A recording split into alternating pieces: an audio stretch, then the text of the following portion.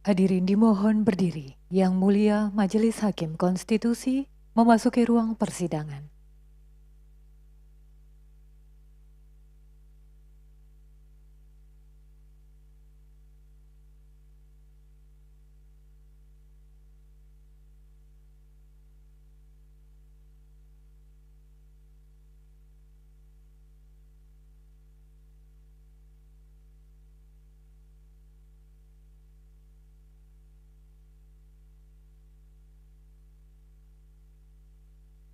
Hadirin disilakan duduk kembali.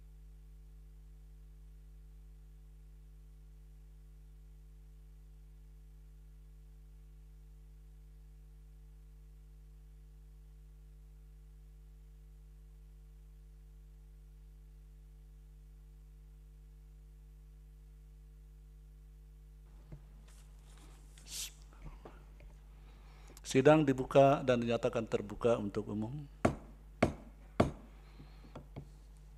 Assalamualaikum warahmatullahi wabarakatuh. Selamat siang, salam sejahtera untuk kita semua.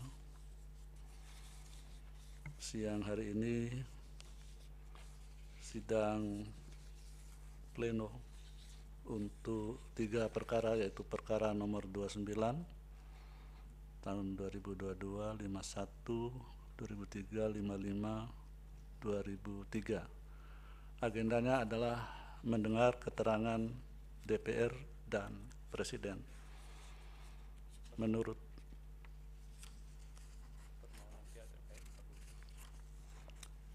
laporan kepanitraan dari Pak Panitera bahwa DPR hadir melalui online, kemudian kuasa Presiden hadir dalam ruangan sidang ini, dan perlu disampaikan untuk perkara ini ada permohonan sebagai pihak terkait, yaitu dari Partai Gerindra dan dari Perludem. Tadi majelis sudah bermusyawarah dan mengabulkan permohonan, kedua permohonan tersebut untuk menjadi pihak terkait. Baik, kita dengar terlebih dahulu keterangan DPR. Dalam hal ini akan disampaikan oleh Bapak Habibur Rahman. Dipersilakan.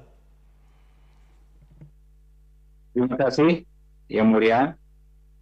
Keterangan Dewan Perwakilan Rakyat Republik Indonesia atas permohonan uji material Undang-Undang Nomor 7 Tahun 2017 tentang Pemilihan Umum sebagaimana telah diubah dengan Undang-Undang Nomor 7 Tahun 2022 tentang penetapan peraturan pemerintah pengganti Undang-Undang Nomor 1 Tahun 2022 tentang perubahan atas Undang-Undang Nomor 7 Tahun 2017 tentang Pemilihan Umum menjadi undang-undang terhadap Undang-Undang Dasar Negara Republik Indonesia tahun 1945 dalam perkara nomor 29, 51, dan 55 garis miring PUU strip 21 Romawi garis miring 2023. Jakarta 1 Agustus 2023. Kepada Yang Mulia Ketua dan Majelis Hakim Mahkamah Konstitusi Republik Indonesia di Jakarta,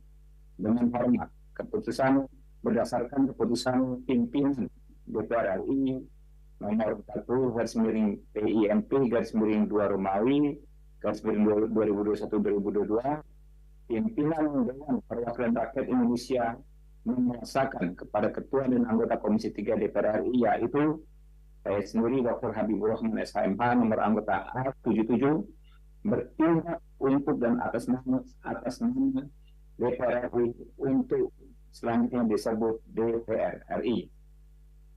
Sehubungan dengan surat dari Mahkamah Konstitusi Republik Indonesia ya nomor 289 dan seterusnya tertanggal 26 Juli perihal ya,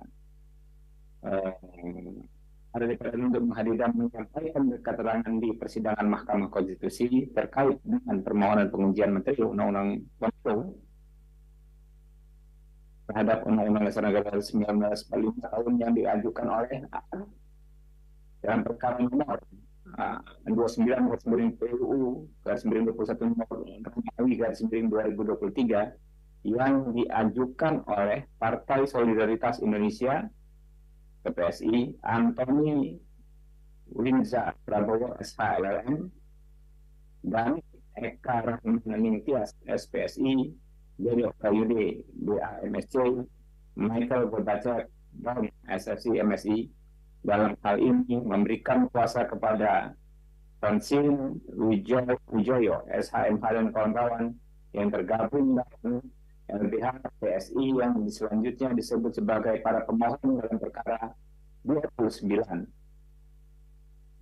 dalam perkara nomor 51 garis miring PUU strip 21 Romawi garis miring 2023 yang diajukan oleh Partai Garda Perubahan Indonesia atau Partai Garuda, itu selanjutnya disebut sebagai pemohon perkara nomor 51 C dalam perkara nomor 55 garis miring PUU garis strip 21 Romawi garis miring 2023 yang diajukan oleh Herman Safar, ya. Kemudian Pandu Kusuma Dewansa, Emil Lestianto Data, Ahmad Muhammad Hendara, yang dalam hal ini memberikan kuasa kepada M. Bungaran dan kawan-kawan untuk selanjutnya disebut para pemohon dalam perkara 55. Selanjutnya, secara bersama-sama pada pemohon perkara 29, pemohon perkara 51, pemohon perkara 55 disebut sebagai para pemohon.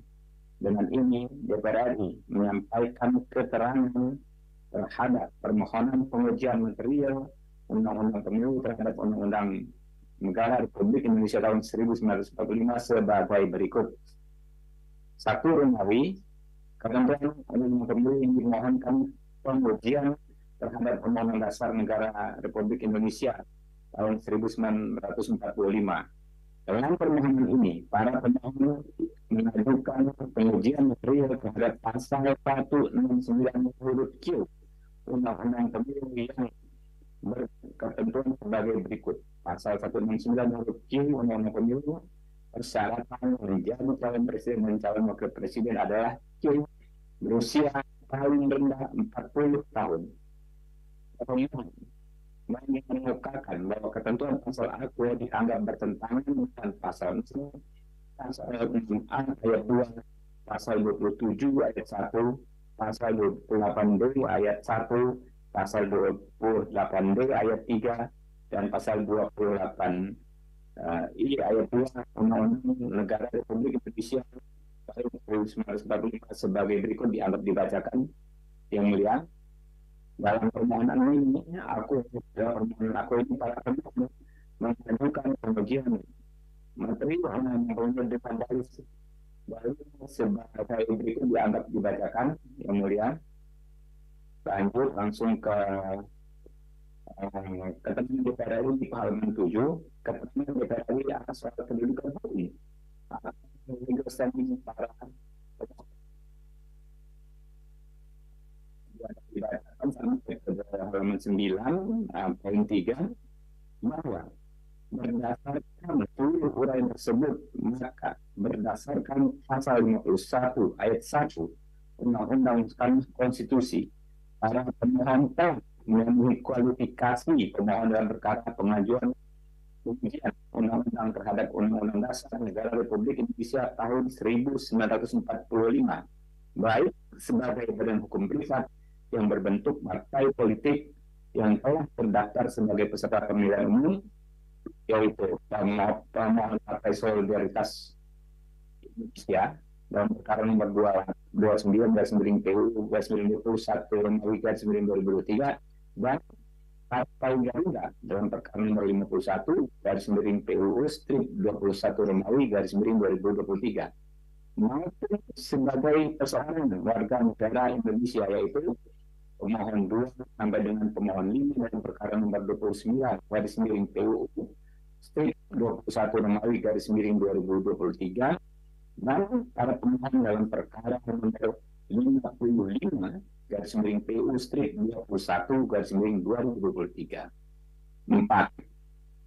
Bahwa berkaitan dengan adanya anggapan kemudian hak konstitusional yang didalilkan oleh para pemohon menurut DPR RI, kerugian konstitusional yang dialami oleh para pemohon bersifat spesifik atau khusus dan bersifat potensial yang menurut penelitian yang wajar dapat dipastikan akan terjadi, yaitu berkaitan dengan hak untuk memilih dan hak untuk dicalonkan dalam pemilihan umum presiden dan wakil presiden untuk perseorangan WNI dan hak untuk mengusung calon presiden atau calon wakil presiden bagi partai politik yang dirugikan dengan adanya ketentuan batas usia minimal calon presiden dan wakil presiden dalam pasal 169 huruf Q Undang-Undang Pemilu sebagaimana yang memohonkan pengujian konstitusionalnya oleh para pemohon.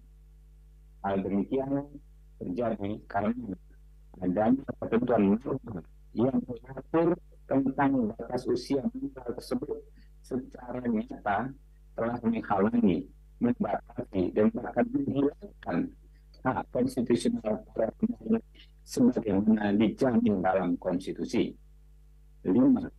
Bahwa berdasarkan hal tersebut, maka telah jelas adanya hubungan sebab akibat kausal verbal antara kerugian hak konstitusional, right to vote and to be candidates dalam yang dialami oleh para pemohon baik pemohon persoalan WNI maupun partai politik dengan berlakunya undang-undang yang dimohonkan untuk diuji. Sehingga dengan dikabulkannya permohonan pada pemohon, maka kerugian hak atau kewenangan konstitusional yang didalilkan tidak akan atau tidak lagi terjadi.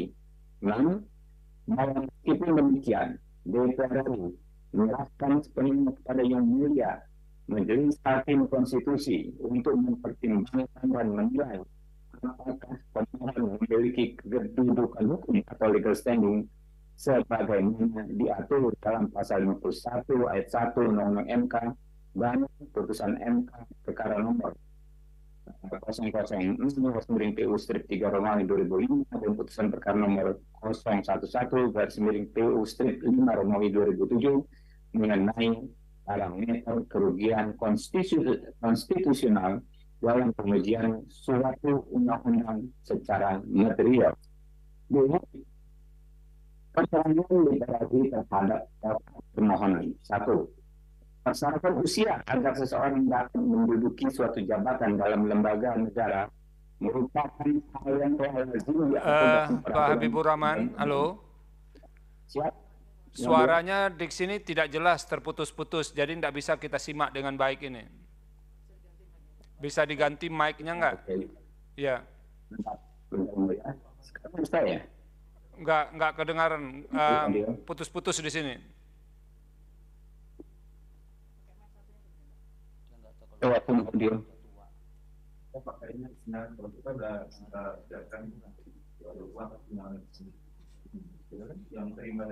Tadi itu ganti mikrofon barusan. Apa balik ke ini? Jangan. Ya. Dihubungin yang di MK. Saya dari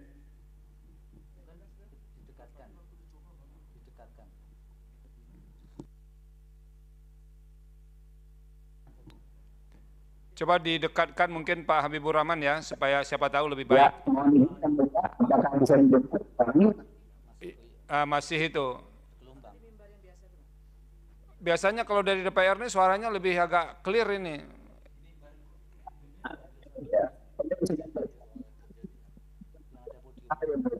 Ini nggak kedengaran suara Pak Habibur Rahman itu.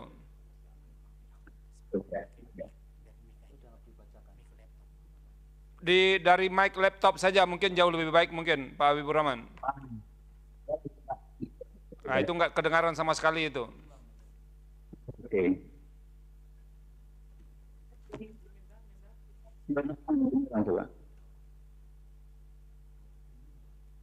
Dulu ada mimbar yang sering digunakan DPR juga Pak Supriyansah itu tidak ada masalah suaranya dulu.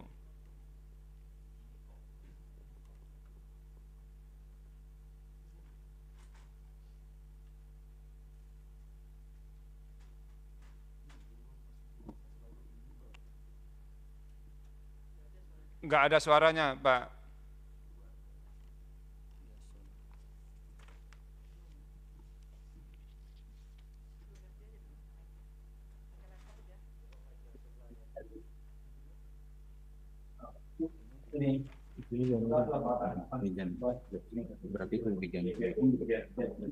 Supaya ini boleh dites Pak. Halo, bisa dites? Cek. Itu lebih baik, lebih bagus dari tadi. Ya, silakan. Ya. Izin yang mulia, apakah saya bisa ulang dari awal atau kita lanjutkan? Teruskan aja, teruskan aja. Oke. Tadi kan baru sampai di legal standing. Langsung aja ke pokok permohonan Pak Habibur Rahman. Ya. B. Keterangan DPR RI terhadap pokok permohonan. 1. Persyaratan usia agar seseorang dapat menduduki suatu jabatan dalam lembaga negara merupakan hal yang telah lazim diatur dalam peraturan perundang-undangan sebagai bentuk tertib administrasi dalam mewujud kepastian hukum. Persyaratan usia untuk dapat diangkat menjadi calon pejabat atau pejabat dalam suatu jabatan tertentu digunakan untuk sebagai parameter untuk menentukan seseorang dengan batas usia tertentu dianggap telah memiliki kapasitas atau kemampuan baik dari sisi intelektualitas, kecerdasan spiritual, kecerdasan emosi, maupun kematangan perilaku dalam memegang dan menjalankan tugas dan wewenang suatu jabatan tertentu. Seorang calon pejabat negara diharapkan setiap memegang jabatan tertentu dapat menjalankan tugas dan kewajibannya secara bijak dan bertanggung jawab kepada masyarakat, bangsa, dan negara. B. Bahwa Mahkamah Konstitusi dalam beberapa putusannya telah mempertimbangkan batasan usia minimum merupakan kebijakan hukum terbuka atau open legal policy yang sewaktu-waktu dapat diubah oleh pembentuk undang-undang sesuai dengan tuntutan kebutuhan perkembangan yang ada. Hal tersebut sepenuhnya merupakan kewenangan pembentuk undang-undang yang ada, apapun pilihannya tidak dilarang selama tidak bertentangan dengan Undang-Undang Dasar Negara Republik Indonesia tahun 1945. Putusan MK yang menguji pengaturan mengenai persyaratan usia untuk menduduki suatu jabatan dalam lembaga negara antara lain sebagai berikut. Putusan MK nomor 102 garis miring Undang-Undang garis miring strip 24 Romawi 2016 ya. Lalu putusan MK nomor 37 garis miring PU strip 8 Romawi 2010. Putusan MK nomor 51/52 garis miring PU 6 Romawi 2008. Ya, yang intinya di putusan ini meskipun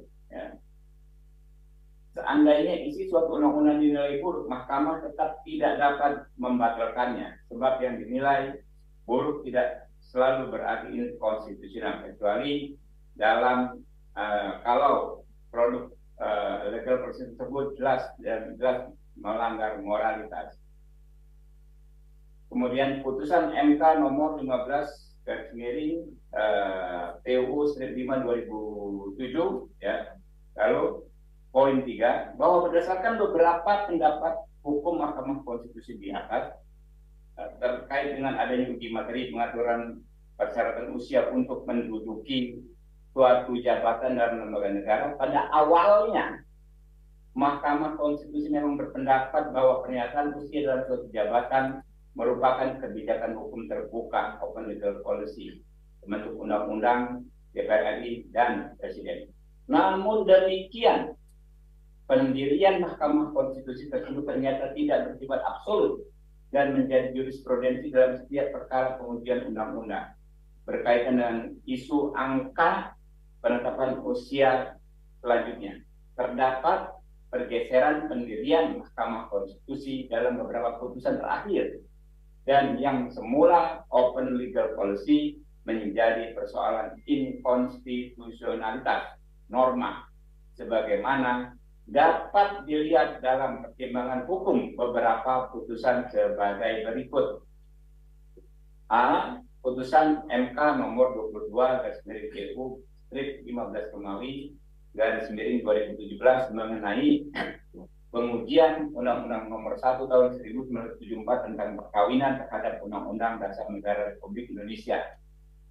Inti yang kami kutip, Mahkamah berpendapat bahwa suatu legal policy tidak dapat diuji konstitusionalitasnya kecuali produk legal policy tersebut jelas-jelas melanggar moralitas, rasionalitas, dan ketidakadilan yang intolerable, bertentangan dengan hak politik, kedaulatan rakyat, serta sepanjang kebijakan tersebut tidak melampaui kebijakan pembentuk undang-undang dan tidak merupakan penyalahgunaan kewenangan, serta tidak nyatanya bertentangan Undang-Undang Dasar 1945. Dengan kata lain, hanya jika terdapat salah satu dari alasan itulah Mahkamah Konstitusi dapat menguji konstitusional suatu legal policy, termasuk jika Mahkamah Konstitusi hendak meninggalkan pendiriannya. B. Putusan MK nomor 7 garis miring PU strip 11 Romawi garis miring 2013 mengenai pengujian Undang-Undang Nomor 8 Tahun 2011 tentang perubahan atas Undang-Undang Nomor 24 Tahun 2003 tentang MK, ya. Yang menjadi highlightnya adalah Mahkamah tersebut tidak dapat, menurut Mahkamah, ya, hal tersebut tidak dapat menjadi permasalahan konstitusional jika aturan tersebut menimbulkan problematika kelembagaan, yaitu tidak dapat dilaksanakan. Aturannya menyebabkan kebuntuan hukum atau deadlock dan menghambat pelaksanaan kinerja lembaga negara yang bersangkutan, yang pada akhirnya menimbulkan kerugian konstitusionalitas warga negara. C. Putusan MK nomor 1 garis miring PU garis miring 8 Romawi garis miring 2010 mengenai pengujian Undang-Undang Nomor 3 Tahun 97 tentang Pengadilan Anak terhadap Undang-Undang Dasar Negara Republik Indonesia 1945.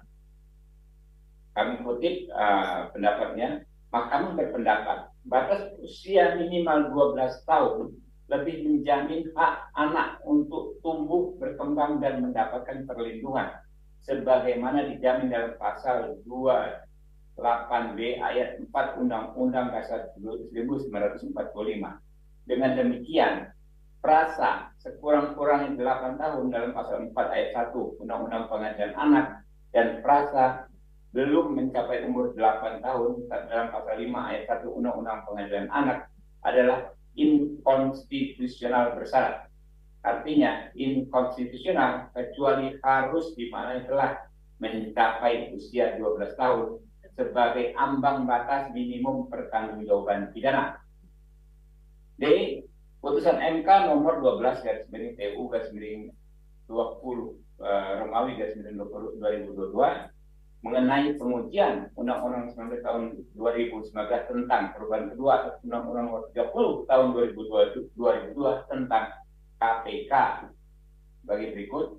Di sisi lain, meskipun pengaturan mengenai masa jabatan pimpinan KPK merupakan kebijakan hukum dari pembentuk undang-undang, akan tetapi prinsip kebijakan hukum atau dikenal sebagai open legal policy dapat dikesampingkan apabila bertentangan dengan moralitas, rasionalitas, dan menimbulkan ketidakadilan yang intolerable.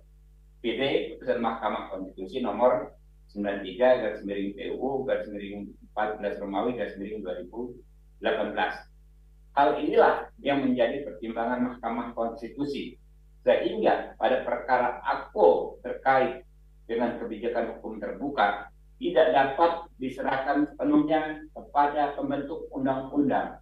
Terlebih dalam perkara AKO sangat tampak adanya perlakuan yang tidak adil atau injustice yang seharusnya diperlakukan sama sesuai dengan prinsip keadilan atau justice principle. E, nah ini contoh kasus terakhir yang E. Putusan MK nomor 12 garis miring PUU 121 garis PUU 20 Romawi 2022 mengenai pengujian Undang-Undang Nomor 7 Tahun 2020 tentang perubahan ketiga atas Undang-Undang Nomor 24 Tahun 2003 tentang MK terhadap Undang-Undang Dasar Negara Republik Indonesia. Kami kutip di putusan tersebut. Ya. Namun demikian, dalam mengadili permohonan ini, tetaplah Mahkamah bersikap imparsial dan independen.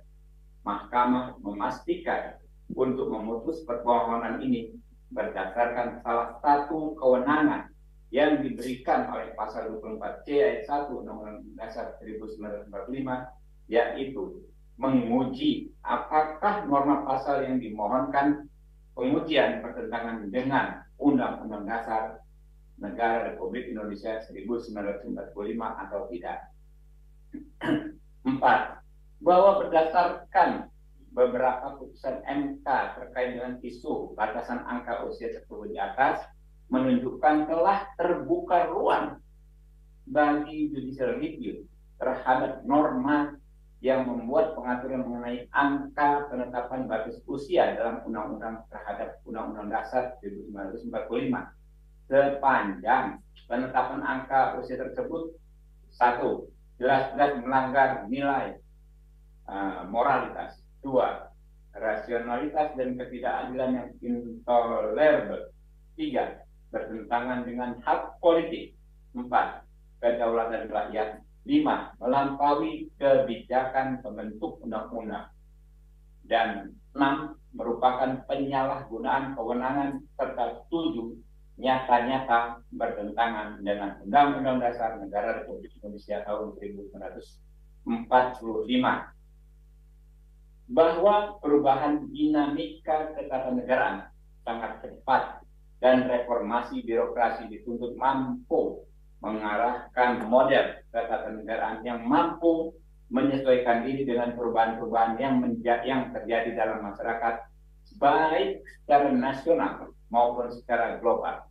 Permasalahan birokrasi yang ada dan status dan harus diselesaikan juga merupakan tantangan pembangunan bangsa yang harus dikenali dan dipahami oleh seseorang yang akan duduk sebagai pemimpin dalam pemerintahan, khususnya bagi seseorang yang akan memegang kekuasaan tertinggi dalam suatu negara, sehingga adanya pengalaman sebagai penyelenggara negara menjadi salah satu modal penting bagi calon presiden maupun calon wakil presiden di Indonesia.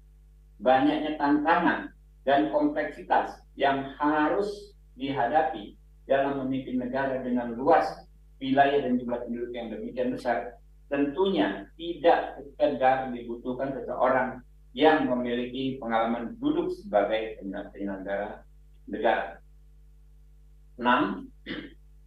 Bahwa berdasarkan pada BPS, data BPS, Badan Pusat Statistik Indonesia, diperkirakan memasuki masa bonus demografi dengan periode puncak antara tahun 2020 sampai 2030. Hal ini ditunjukkan dengan jumlah penduduk usia produktif yang mencapai 2 kali lipat jumlah penduduk usia anak dan lanjut usia. Jumlah penduduk usia produktif yang besar menyediakan sumber tenaga kerja, pelaku usaha, dan konsumen potensial yang sangat berperan dalam percepatan pembangunan. Oleh sebab itu, penduduk usia produktif, khususnya generasi yang lebih muda, dapat berperan serta dan mempersiapkan diri dalam pembangunan nasional, di antaranya untuk mencalonkan diri menjadi presiden dan wakil presiden. 7. Bahwa jika mengacu pada pengaturan yang ada di berbagai negara di dunia yang mengatur mengenai syarat usia minimal pencalonan presiden dan wakil presiden, terdapat kurang lebih 45 negara di dunia yang memberikan syarat minimal berusia 35 tahun. Kami ulangi, 35 tahun. Di antaranya Amerika Serikat, Brazil, Rusia, India, dan Portugal. Terdapat kurang lebih 36 dari 38 negara di dunia yang memberikan syarat minimal berusia 40 tahun, yaitu Korea Selatan, Jerman, Singapura, Filipina, dan Irak. bahwa dengan demikian terhadap pengujian pasal 169 huruf Q Undang-Undang Nomor 7 Tahun 2017 sebagaimana dimohonkan pengujian konstitusionalnya oleh para pemohon aku, DPR RI menyerahkan sepenuhnya kepada Yang Mulia Majelis Hakim Konstitusi untuk mempertimbangkan dan menilai apakah permohonan para pemohon memenuhi syarat judicial review terhadap norma yang memuat pengaturan mengenai angka penetapan batas usia dalam suatu undang-undang terhadap Undang-Undang Dasar Negara Republik Indonesia tahun 1945 sebagaimana telah diuraikan di atas. Petitum DPR RI memahami bahwa berdasarkan keterangan DPR RI tersebut di atas, DPR RI menyerahkan sepenuhnya kepada kebijaksanaan Yang Mulia Majelis Hakim Konstitusi untuk mempertimbangkan dan menilai konstitusionalitas pasal Aquo Undang-Undang Pemilu terhadap Undang-Undang Dasar Negara Republik Indonesia tahun 1945. Dan demikian keterangan DPR RI sebagaimana disampaikan untuk menjadi bahan pertimbangan bagi Yang Mulia Majelis Hakim Mahkamah Konstitusi untuk memeriksa, memutus dan mengadili perkara Aquo. Hormat kami, tim kuasa Dewan Perwakilan Rakyat Republik Indonesia, Dr. Habibur Rahman SMH, nomor anggota A77. Demikian. Ya. Baik, terima kasih Pak Habibur Rahman. Selanjutnya kuasa Presiden dipersilakan. Sebentar Mulia, saya mengucapkan dulu. Oh, izin. gitu. Ya. Silakan. Izin Yang Mulia, kami awalnya telah mengirim surat penundaan kepada Yang Mulia dikarenakan saat itu pimpinan kami sedang tugas luar. Namun alhamdulillah setelah kami bekerja dengan tim, hari ini kami bisa membacakan keterangan Presiden itu, dan saat ini Yang Mulia kami mohon staf ahli dari Kemendagri akan membacakan keterangan Presiden. Ya, baik, silakan.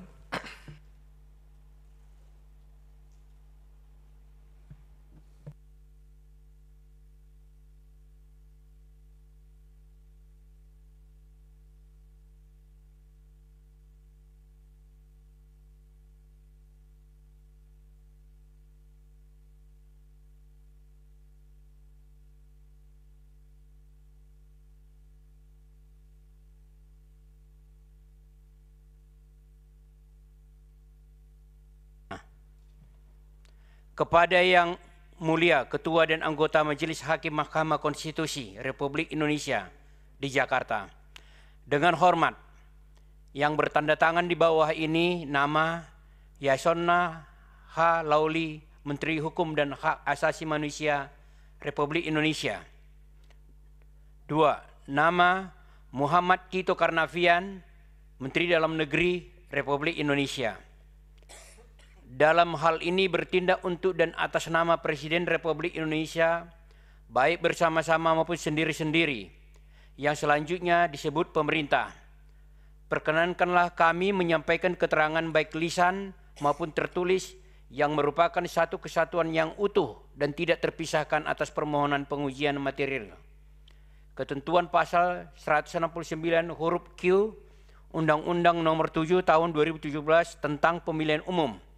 Untuk selanjutnya disebut Undang-Undang 7/2017 terhadap Undang-Undang Dasar Negara Republik Indonesia tahun 1945 yang selanjutnya disebut Undang-Undang Dasar 1945 yang terregister dalam perkara 1.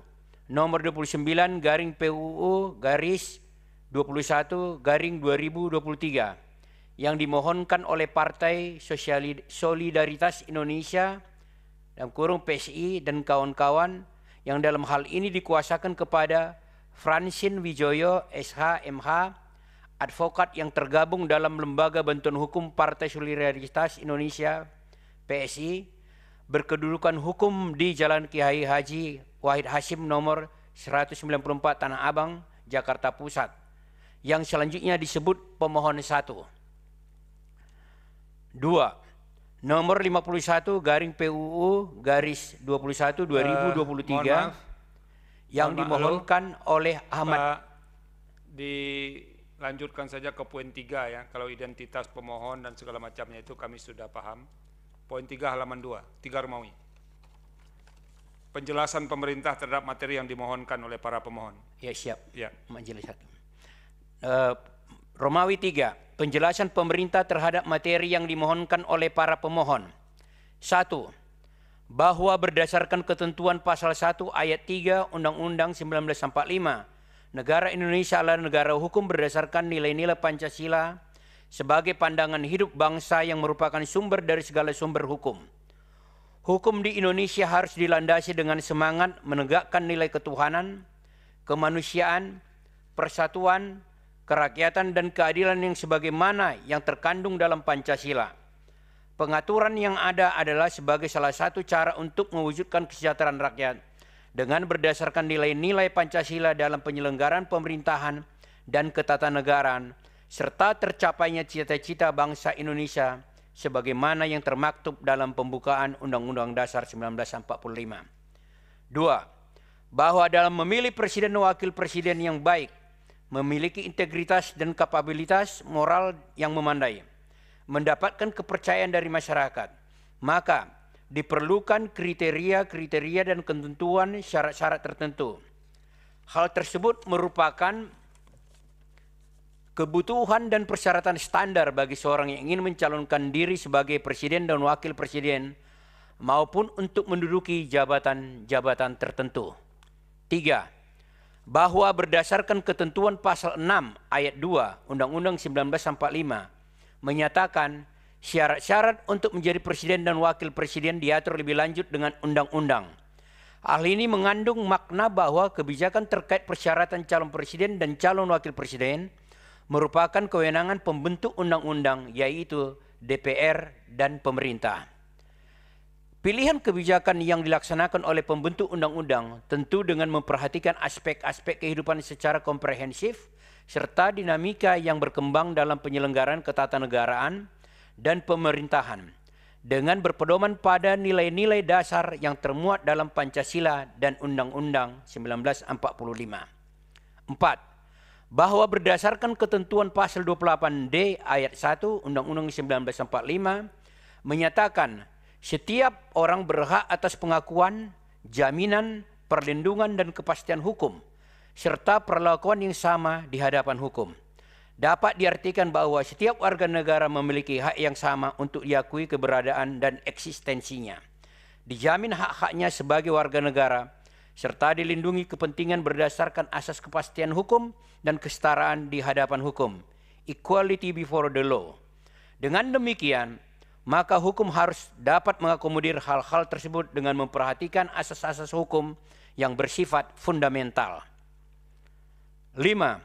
Bahwa berdasarkan ketentuan pasal 28D ayat 3 Undang-Undang 1945 menyatakan setiap warga negara berhak memperoleh kesempatan yang sama dalam pemerintahan. Mengandung makna bahwa siapapun warga negara memiliki hak yang sama untuk mengabdikan diri dalam penyelenggaraan pemerintahan dengan memperhatikan penalaran logis atas kemampuan dalam melaksanakan tugas-tugas kenegaraan. 6.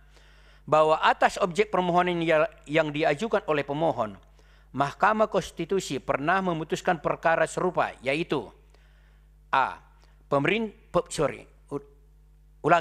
Putusan Mahkamah Konstitusi nomor 15 garing PUU garis 5 garing 2007 tanggal 27 November 2007 dalam perhitungan hukum paragraf 320 angka 6 menyatakan bahwa Mahkamah menegaskan kembali bahwa jabatan maupun aktivitas pemerintahan itu banyak macam ragamnya, sehingga kebutuhan dan ukuran yang menjadi tuntutannya pun berbeda-beda di antara bermacam-macam jabatan atau aktivitas pemerintahan tersebut. Dalam kaitannya dengan kriteria usia, UUD 1945 tidak menentukan batas usia minimum tertentu sebagai kriteria yang berlaku umum untuk semua jabatan atau aktivitas pemerintahan. Hal itu berarti Undang-Undang 1945 menyerahkan penentuan batas usia tersebut kepada pembentuk undang-undang untuk mengaturnya. Dengan kata lain, oleh Undang-Undang 1945 Hal itu dianggap sebagai bagian dari kebijakan hukum legal policy pembentuk undang-undang.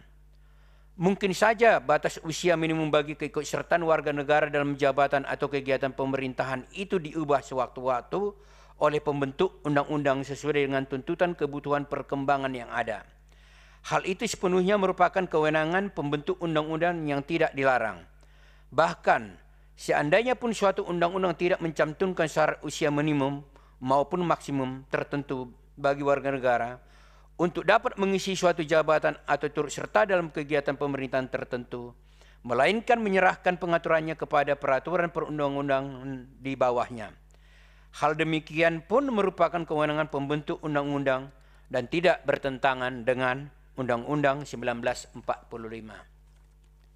B. Ditegaskan dalam putusan Mahkamah Konstitusi nomor 58/PUU/17/2019 tanggal 11 Desember 2019 dalam pertimbangan hukum paragraf 3.10.1 menyatakan bahwa demikian pula halnya jika pembentuk undang-undang berpendapat bahwa untuk jabatan atau perbuatan hukum tertentu pembentuk undang-undang menentukan batas usia yang berbeda-beda dikarenakan perbedaan sifat jabatan atau perbuatan hukum. Hal itu pun merupakan kewenangan pembentuk undang-undang. Bahkan mahkamah telah menegaskan pula, andai pun perihal batas usia itu tidak diatur dalam undang-undang, melainkan diserahkan kepada peraturan perundang-undang di bawah undang-undang untuk mengaturnya. Hal itu tidak bertentangan dengan Undang-Undang Dasar 1945. Bahwa berdasarkan putusan Mahkamah Konstitusi tersebut, maka pengaturan batas usia sebagaimana persyaratan mengisi suatu jabatan atau turut serta dalam aktivitas kegiatan penyelenggaraan pemerintahan merupakan kebijakan hukum, legal policy, pembentuk undang-undang dan tidak bertentangan dengan UUD 1945.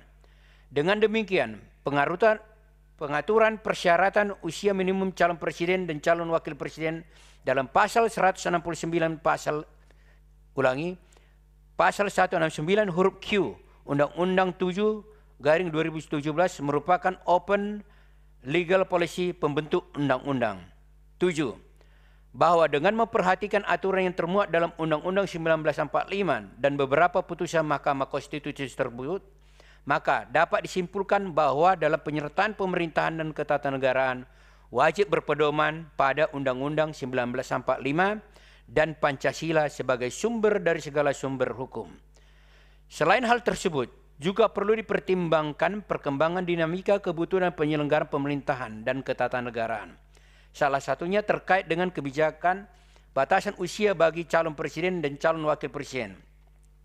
Sehingga dapat diartikan bahwa hal tersebut merupakan sesuatu yang bersifat adaptif, fleksibel, sesuai dengan perkembangan dinamika kehidupan berbangsa, bernegara sesuai dengan kebutuhan penyelenggaraan ketatanegaraan.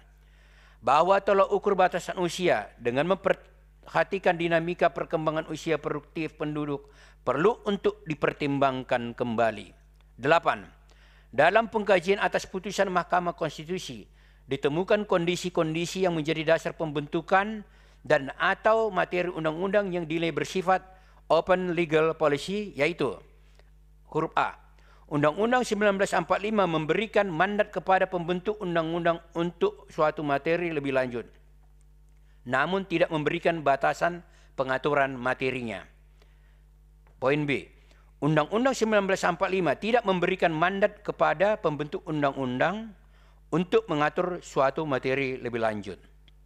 9. Bahwa pemerintah menghargai usaha-usaha yang dilakukan oleh masyarakat dalam ikut memberikan sumbangan dan partisipasi pemikiran dalam membangun pemerintahan tentang ketatanegaraan.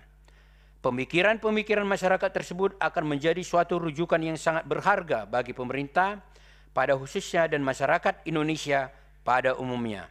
Atas dasar pemikiran tersebut, pemerintah berharap agar pemohon nantinya dapat ikut serta memberi masukan dan tanggapan terhadap penyempurnaan Undang-Undang AKUO di masa mendatang dalam bentuk partisipasi masyarakat dalam pembentukan peraturan perundang-undangan.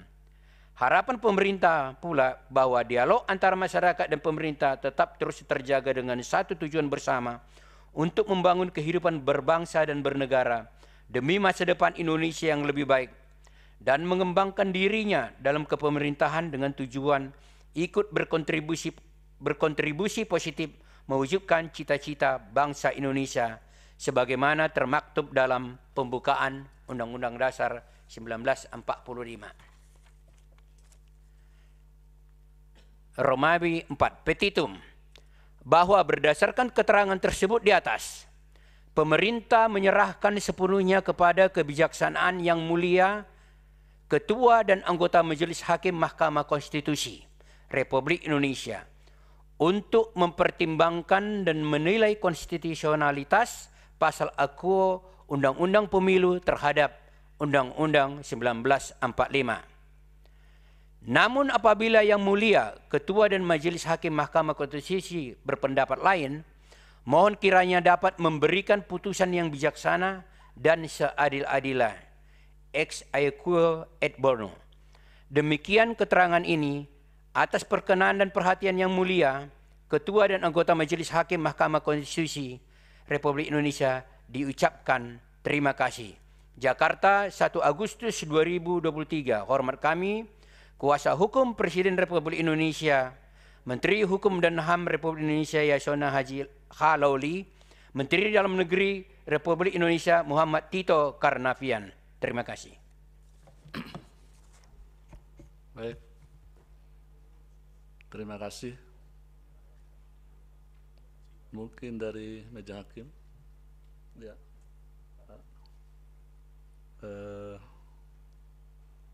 Banyak yang akan menyampaikan tanggapan atau pertanyaan dan nanti bisa dijawab mungkin dengan atau melalui keterangan tambahan baik dari DPR maupun dari kuasa presiden. Yang pertama, Yang Mulia Pak Wahidudin. Baik, terima kasih Yang Mulia Ketua. Yang kita hormati pemberi keterangan dari DPR Pak Habibur Rahman, pemberi keterangan dari Presiden, staf ahli Kemendagri. Ada beberapa hal yang mungkin untuk kami dilengkapi dari keterangan yang disampaikan. Salah satunya di PMK kita, dan saya rasa kita sudah praktekkan semua, tapi kita ingin lebih lengkap bahwa dalam keterangan itu ya juga dimuat fakta yang terjadi pada saat proses pembahasan dan atau risalah rapat dari undang-undang yang normanya dimohonkan pengujiannya. Keterangan Presiden dan DPR ini menanggapi atau memberikan keterangan atas 3 perkara. Perkara 29, perkara 51, perkara 55. Para perkara 29 yang dimohonkan atau hal-hal yang diminta untuk diputus itu ya terkait batas syarat usia calon presiden dan wakil presiden yang ketentuannya ada di pasal 169 huruf Q Undang-Undang 7 2017 dimaknai atau sepanjang dimaknai 35 tahun. Nah, kemudian yang di 51 itu ya 40 tahun atau sebagai penyelenggara negara, juga sekira 55. Nah, hal yang saya minta dilengkapi nantinya, tadi sudah dijelaskan beberapa putusan MK terkait soal batas usia, angka-angka dan lain sebagainya. Sekurang-kurangnya ada 3 undang-undang terkait syarat calon presiden wakil presiden. Undang-Undang 23 2003 itu tentang pemilihan umum presiden dan wakil presiden, pasal 6 huruf Q menyatakan syaratnya itu berusia sekurang-kurangnya 35 tahun. Itu tahun 2003. Kemudian diganti dengan Undang-Undang 42 2008 tentang pemilihan umum presiden wakil presiden, artinya dicabut. Pasal 5 huruf O itu berusia sekurang-kurangnya 35 tahun. Nah, kemudian Undang-Undang 7 2017 tentang pemilihan umum yang normanya dimohonkan pengujian ini, pasal 169 huruf Q, berusia paling rendah 40 tahun. Nah, karena keterangan ini terkait fakta yang terjadi pada saat pembahasan itu. Waktu pembahasan 2003 itu sehingga 35 tahun apa yang fakta-fakta baik pada tahap perencanaan, persiapan, terutama pembahasannya di DPR. Sehingga 35 tahun, nah, saya tidak tahu apakah di rancangannya, di naskah akademiknya juga seperti itu, tapi hasil pembahasannya 35 tahun ya.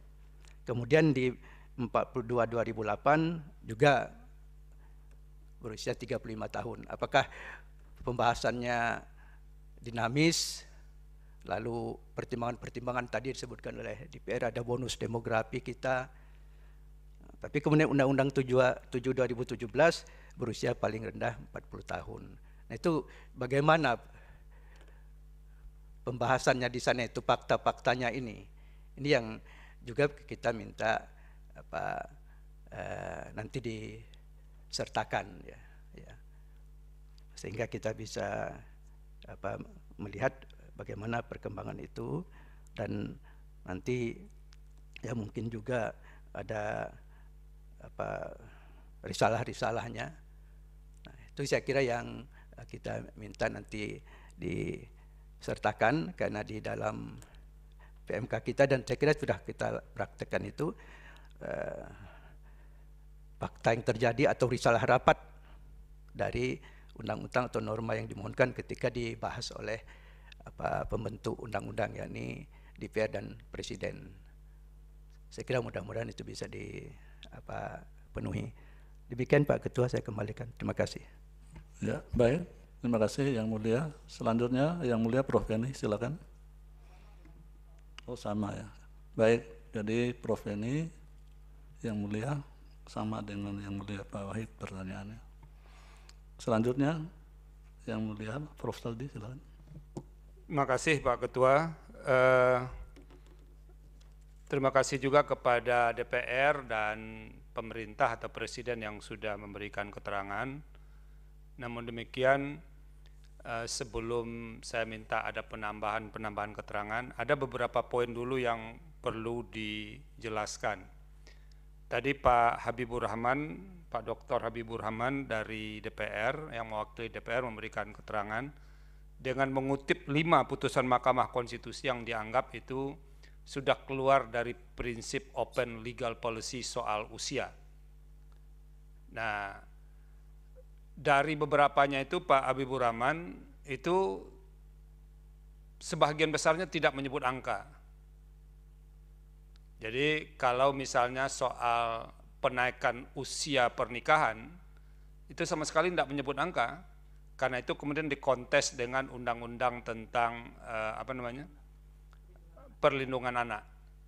DPR kemudian yang mengeksplisitkan berapa usianya itu di dalam revisi Undang-Undang Nomor 1 Tahun 74 tentang menaikkan usia pernikahan anak. Jadi di amar kita tuh tidak menyebut sama sekali soal angka, Pak Habibur Rahman. Itu satu. Yang kedua, yang terakhir yang paling up to date itu putusan 121 2020 yang diucapkan beberapa minggu yang lalu ya di Mahkamah Konstitusi.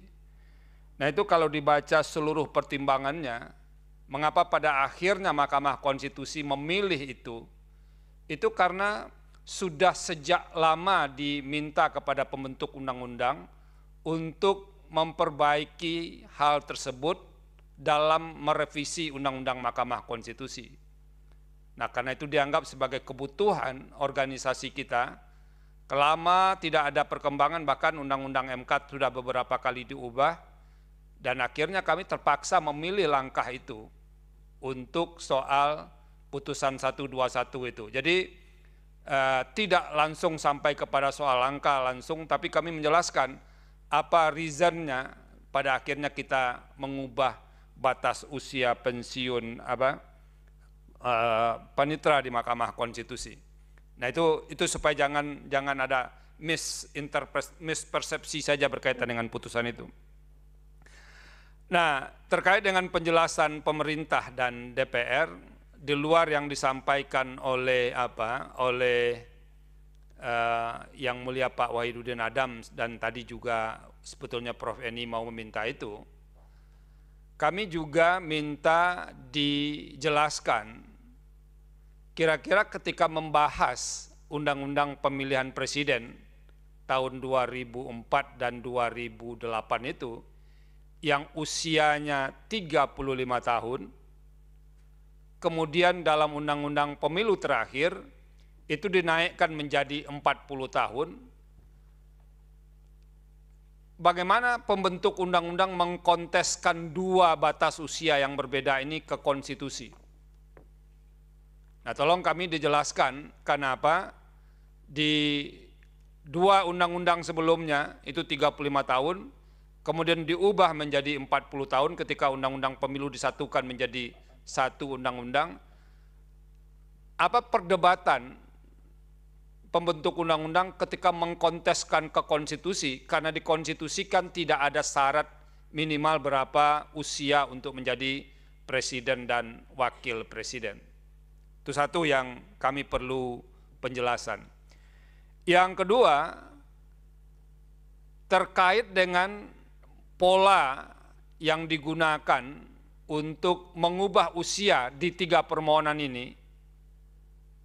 Nah, itu kan ada yang satu mengembalikan ke bunyi undang-undang sebelumnya, Undang-Undang 42 tahun 2008 itu.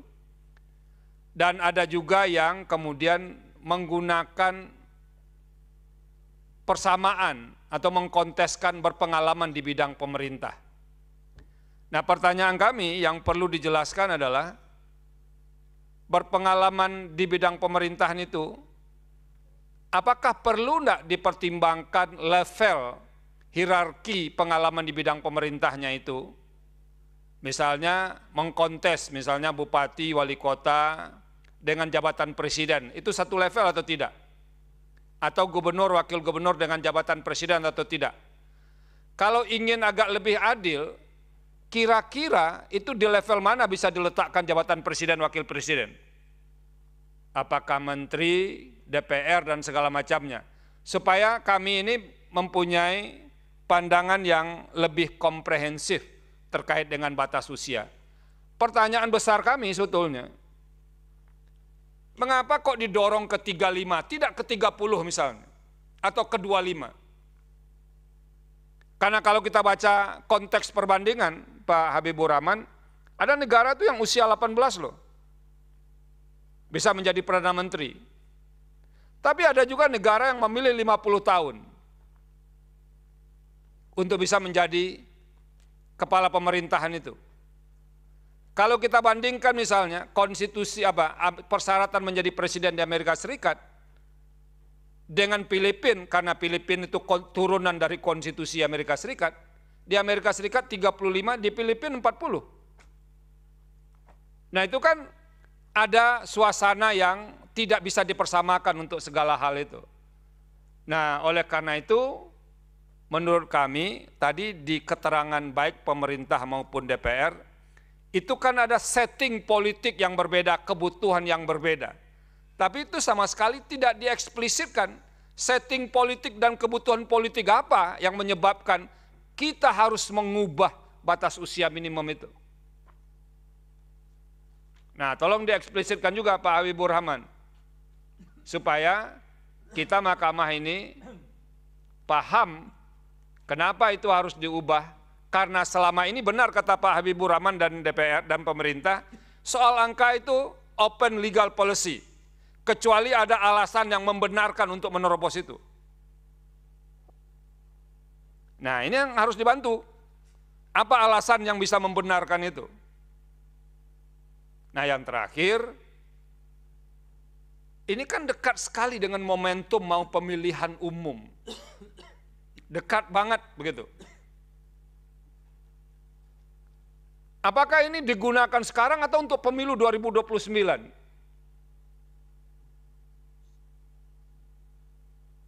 Nah itu. Nah kalau dibaca implisit ya, keterangan DPR dan keterangan pemerintah, walaupun di ujungnya menyerahkan kepada kebijaksanaan yang mulia Hakim Konstitusi, itu kan bahasanya bersayap kalau begitu. Dua-duanya kan mau ini diperbaiki. Kalau pemerintah dan DPR sudah setuju, mengapa tidak diubah saja undang-undangnya?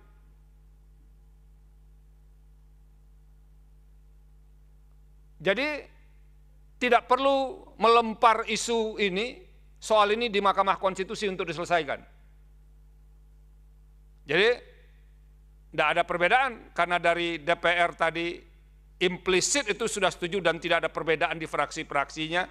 Kelihatannya pemerintah juga setuju, kan sederhana ini untuk mengubahnya, dibawa ke DPR saja, diubah undang-undang itu, pasal itu sendiri. Jadi tidak perlu dengan tangan Mahkamah Konstitusi.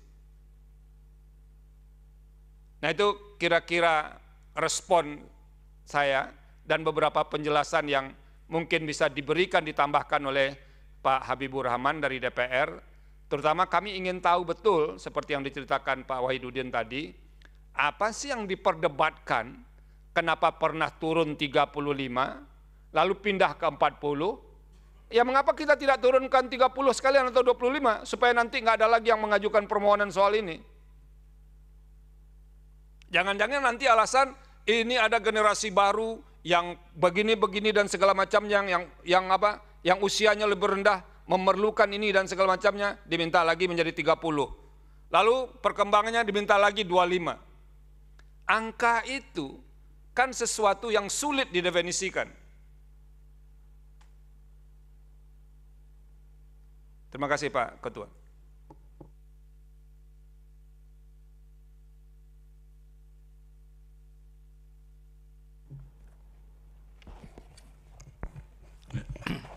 Terima kasih Yang Mulia Prof. Saldi. Jadi begitu Pak Habibur Rahman dan Kuasa Presiden, beberapa catatan atau pendalaman, sekaligus ada pertanyaan juga yang mungkin akan ditanggapi secara lebih luas, lebih dalam melalui keterangan tambahan baik oleh DPR maupun Kuasa Presiden. Namun sebelumnya dipersilakan untuk menanggapi secara lisan terlebih dahulu. Silakan Pak Habibur Rahman. Ya, terima kasih masukan yang sangat berharga dari Yang Mulia Hakim Konstitusi Wahidudin Adam dan Yang Mulia Hakim Konstitusi Saldi Isra. Secara umum kami akan membuat tambahan keterangan tertulis ya dari hal-hal yang tadi disampaikan oleh para Yang Mulia, dan sedikit saja yang perlu saya tanggapi mengapa ya persoalan ini tidak dibahas di DPR. Yang pertama, tentu saya tidak memiliki kewenangan untuk menjawab secara langsung ya soal kebijakan pembahasan undang-undang ini di DPR, tapi saya perlu menjelaskan bahwa kami memang memiliki kewajiban memberikan keterangan apabila ada masyarakat yang mengajukan permohonan pengujian undang-undang di Mahkamah Konstitusi. Lebih lanjut kami akan sampaikan secara tertulis secara lebih lengkap. Terima kasih Yang Mulia. Baik, terima kasih Pak Habibur Rahman. Silakan Kuasa Presiden. Izin, terima kasih Yang Mulia. Pertama kami mengucapkan terima kasih atas pendalaman dari Hakim Yang Mulia Pak Wahidudin dan Pak Saldi Isra. Ada beberapa catatan yang hemat kami juga akan kami lengkapi nanti Pak, karena menyangkut risalah rapat dan suasana bagaimana pembahasan, dinamika pembahasan yang terkait dengan norma yang diujikan pada sidang kali ini.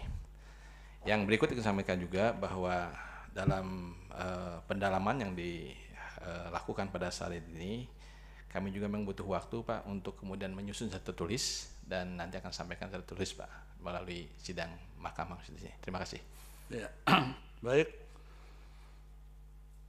Dengan demikian sidang hari ini sudah selesai. Kemudian sidang selanjutnya ditunda hari Selasa tanggal 8 Agustus 2023 jam 13.00 WIB dengan agenda mendengar keterangan pihak terkait Perludem untuk perkara nomor 29 dan pihak terkait Gerindra untuk perkara nomor 55 tahun 2003. Ada lagi? Baik, dengan demikian sidang selesai dan ditutup. Hadirin dimohon berdiri.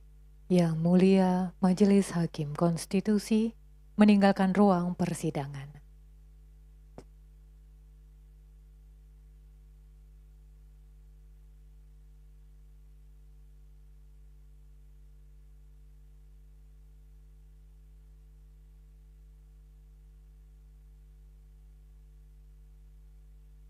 Hadirin disilakan duduk kembali. Sidang lanjutan akan dilaksanakan pada hari Selasa 8 Agustus 2023 pukul 13 waktu Indonesia Barat. Hadirin yang kami hormati, demikianlah persidangan hari Selasa tanggal 1 Agustus 2023 untuk perkara nomor 29, 51 dan 55 garis miring PUU garis datar 21 Romawi garis miring 2023 telah selesai. Terima kasih, selamat sore.